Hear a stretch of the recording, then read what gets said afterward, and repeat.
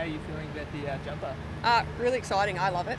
Personally, I know a lot of the girls. We had got the reveal of the design a couple of weeks ago, and we're really excited to be able to run out on Saturday night against Melbourne for the first ever Marvel round, celebrating obviously the release of the Captain Marvel in cinemas tomorrow, I think it is. Yeah. And the prospect of playing it at Marvel and the doubleheader as well. Are you excited about that? Yeah, really excited. Obviously, fantastic initiative by Walt Disney Australia as well to be getting board of the AFLW and to be part of the doubleheader is something that I think that the girls will really enjoy.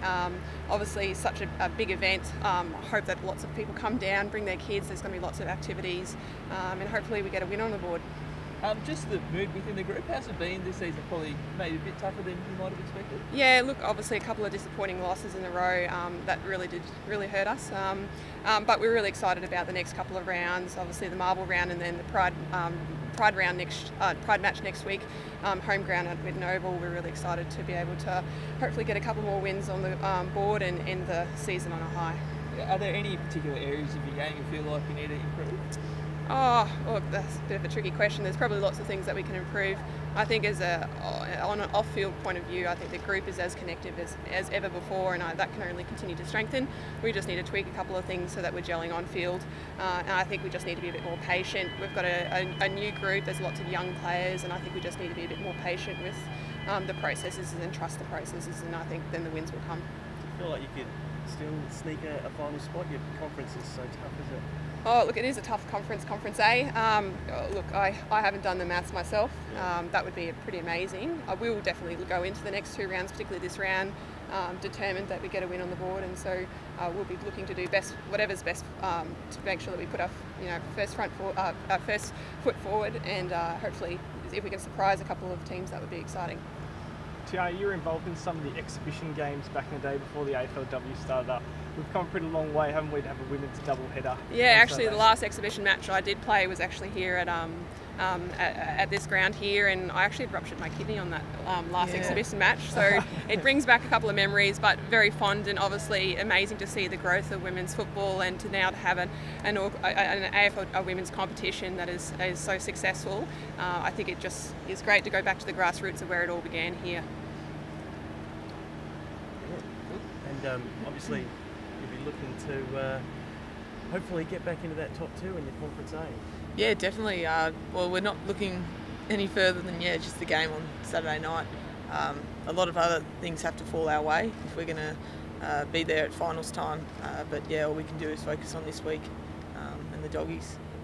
Is it frustrating the way that it's fallen that a team that has fewer wins than you on the other side of the conference could play finals and you possibly couldn't?